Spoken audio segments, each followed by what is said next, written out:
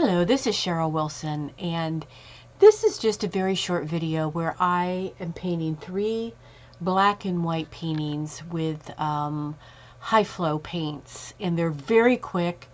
I don't touch them up in the end. It's just an example of something that I do when I want to warm up or I just want to relax. And actually all 3 of them are, to me, beautiful, and I love them in the end.